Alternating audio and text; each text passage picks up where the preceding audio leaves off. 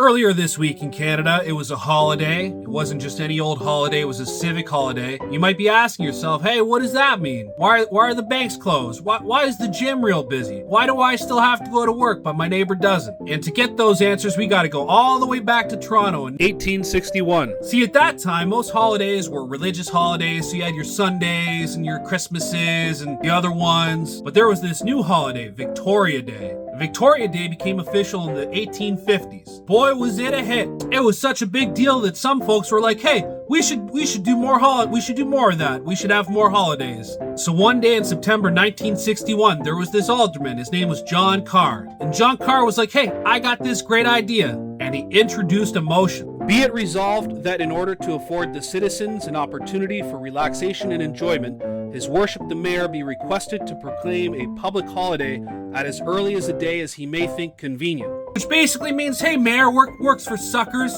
Let's just not work. Let's have a day where we do picnics and stuff. And so the council got real hyped about it.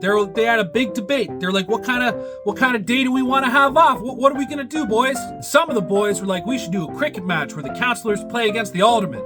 And they debated, and then a week and a half later, the mayor was like, hey, let's do a holiday. And that's the civic holiday, which is kind of wild, right? Like, you gotta think about this. Some guy named John Carr, who doesn't even have a Wikipedia page, who was elected alderman with 313 votes in the St. Andrews district, which is basically this part of Toronto. That guy said, let's have a holiday for some fun.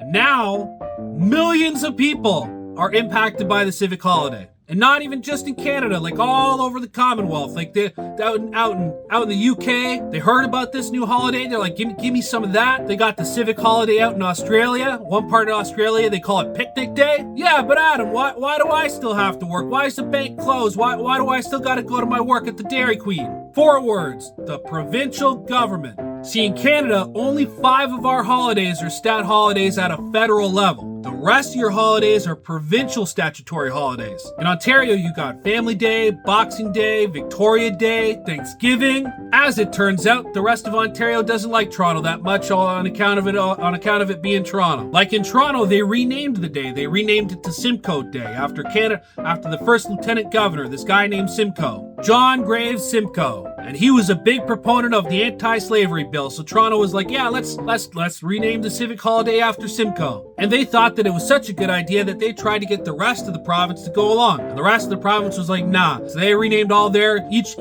like Burlington is Joseph Brant Day. And they got an Ayn Rand protagonist out in Guelph. It's his day. And that's why you still got to go to work at Dairy Queen. Because basically the provincial government has the power to do holidays. They can make holidays. They could have did one after the Queen. When the Queen died, we could have had one. The Truth and Reconciliation Day, September 30th. We could have got a holiday there. Like, nah, too many holidays. And there you have it. Some guy in 1861 who got elected by 331 people. He wanted to go to the beach. He's like, guys, let's go to the beach. And now the banks are closed. And the gym is busy. And you got to go to work, but your neighbor doesn't.